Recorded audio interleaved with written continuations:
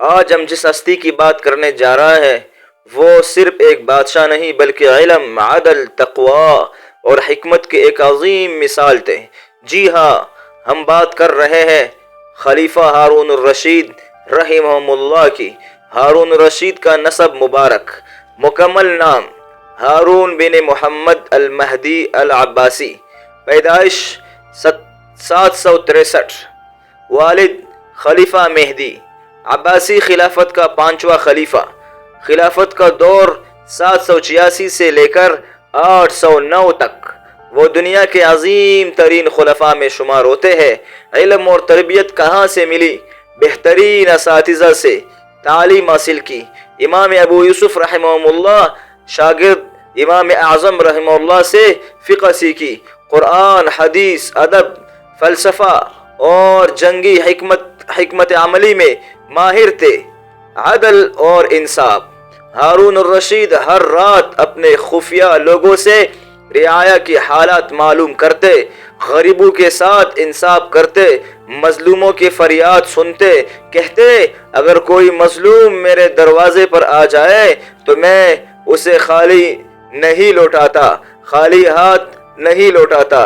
عبادت اور تقوی، ظاہری شان و شوکت کے باوجود بہت عبادت گزارتے، ہر سال حج کرتے اور ساتھ میں 100 علماء و فقیہ کو بھی لے جاتے۔ رات کو عبادت، دن میں عدل و حکومت، علمی خدمات۔ بیت المحکمہ قائم کیا، ایک عظیم علمی ادارہ، مختلف زبانوں کے علوم عربی میں ترجمہ کرائے، علماء، فقہا اور محدثین کو خاص مقام دیا، بغداد کو دنیا کا علمی مرکز بنا دیا۔ اللہ کا خوف، ایک بار آسمان کی گرج سن کر بولے اے اللہ، ہارون تیرا کمزور بندہ ہے، اسے معاف فرما دیجئے۔ امام فقہ سے ہمیشہ کہتے مجھے نصیحت کرو، میں ایک فانی انسان ہوں۔ سخاوت، رمضان میں ہزاروں دینار غریبوں کو دیتے، شعراء، محدثین، طلباء علم کو وظائف جاری کرتے، ان کی خدمت میں عدل، ترقی، خوشحالی کا دور تھا۔ مشہور واقعہ، ایک مرتبہ بزرگ عالم بہلول یا کوئی متقی شخص نے ہارون الرشید سے کہا اے ہارون، یہ خلافت، تخت، جاہ و جلال سب فنا ہو جائیں گے لیکن تیرا عمل تیرے ساتھ جائے گا، کیا تو اپنے قبر میں یہی لباس، تلوار اور تخت لے جا سکے گا؟ ہارون کی آنکھیں نم ہو گئی اور بولے یا اللہ، مجھے غرور سے بچا اور اپنے رضا کی دولت عطا فرما۔ ہارون الرشید نے اپنی زندگی کے آخری ایام میں بہت عبادت کی۔ 809 ہجری میں وفات پائی۔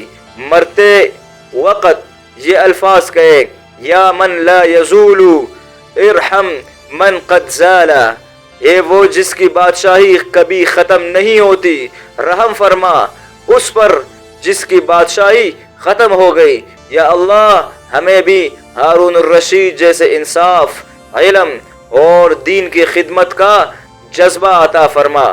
ہمیں دنیا کی ظاہری چمک سے بچا کر تیری رضا کا طالب بنا۔ ہمیں نیک حکمران و علم والے اور رحم دل والے عطا فرما، آمین یا رب العالمین۔ اب اگر آپ کو ویڈیو پسند آئی ہو تو ویڈیو کو لائک کرے، شیئر کرے اور چینل کو سبسکرائب کرنا نہ بھولیے گا۔ جزاک اللہ خیرا و احسن الجزا۔